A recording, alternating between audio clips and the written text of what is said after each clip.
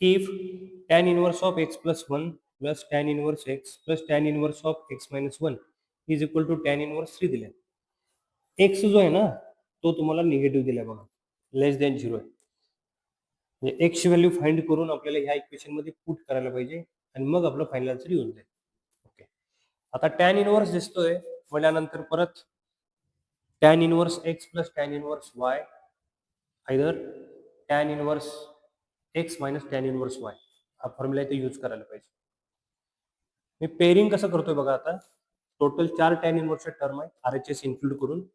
मी असं लिहितो बघा, पहिल्यांदा tan inverse of x plus y plus tan inverse of x minus y आणि RHS मध्ये tan इनव्हर्स x घेतो, ते मायनस झालं. Okay, tan inverse of x plus tan inverse y हा फॉर्म्युला यूज केला तर काय येणार बघा, tan inverse of x plus y upon 1 minus x Y. म्हणजे या दोघांचा जर प्रोडक्ट केला तर तो किती राहणार, x square minus 1 is equal to tan inverse of x minus y upon 1 plus x y. X 3 आहे, वाय एक्स आहे, दोघांचा प्रोडक्ट 3x आहे. tan इनव्हर्स कट होईल. ओके, इथे काय राहिलं बघा, x plus X 2x plus minus 1 cancel होईल. इथं मायनस मायनस प्लस होईल, that is 2 minus X square is equal to 3 minus X upon 1 plus 3x. Cross multiplication करूया. 2x into 1 2x plus 2x into 3x 6x square.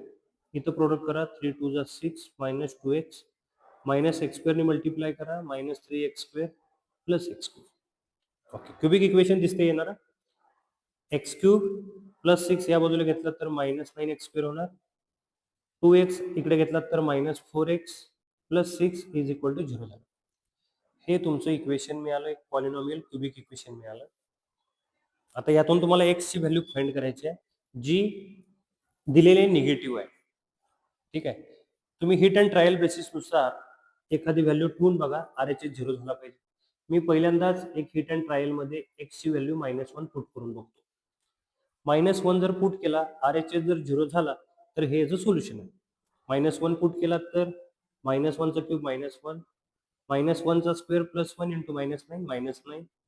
इथे x ची value -1 put केला तर minus minus plus 4 plus 6 किती राहील बघा, हे -10 -9 -1 plus 6 4 10 plus -10 value किती आली बघा, 0.